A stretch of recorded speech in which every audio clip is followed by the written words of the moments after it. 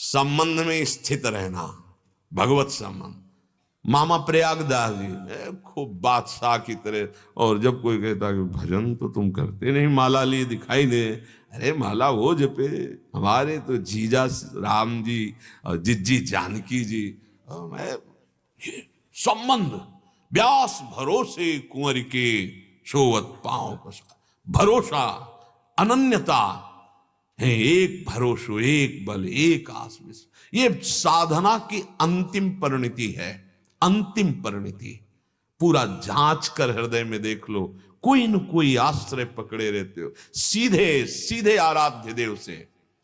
भगवान कह रहे हैं कि उसकी स्थिति ऐसी हो जाती है, सर्व ज्ञान उसके हृदय में प्रकाशित हो जाता है, वो महापुरुष हो जाता है, वो परमात्मा तत्व को प्राप्त कर लेता है।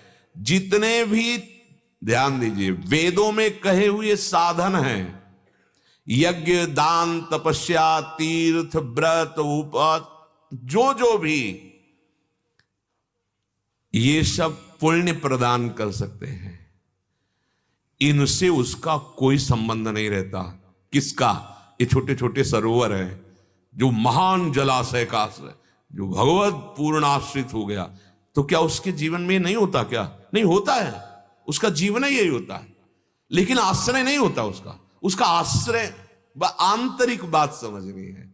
इन क्रियाओं का, इनके फलों का, दोनों का आश्रय नहीं होता, न फल का आश्रय और न क्रिया का आश्रय। और खूब भजन साधन होता है, जो भगवत आश्रित है वो कोई प्रमाद में से पड़ा थोड़ी रहता है।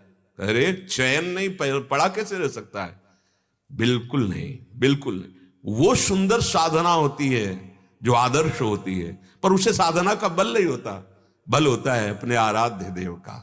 साधना हो रही है, पर ना साधना के फल से उसको मतलब है और ना उस साधना से संबंध है। संबंध प्रभु से केवल, ये आंतरिक बात है।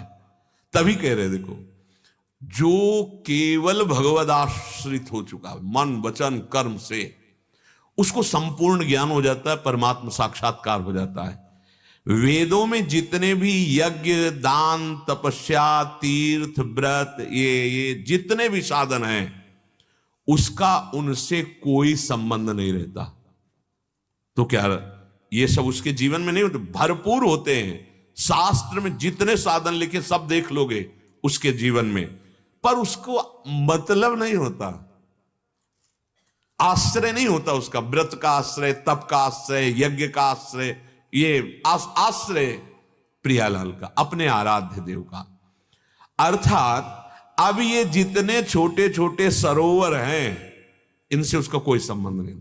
महान जलाशय एकमात्र प्रभु से। जो परमात्मा तत्व को जानने वाला है और वेदों तथा शास्त्रों के तत्व को जानने वाला है, उसी को कहा गया ब्राह्मणस्य विजानतः।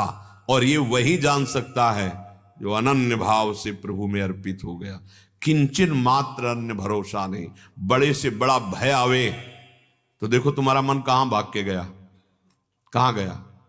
भरोसा उसका जो उस संपूर्ण त्रिभुवन में व्याप्त है, उस परम तत्व का भरोसा। हम भरोसा बहुत जल्दी प्रकृति का कर लेते हैं, पर परमात्मा का नहीं।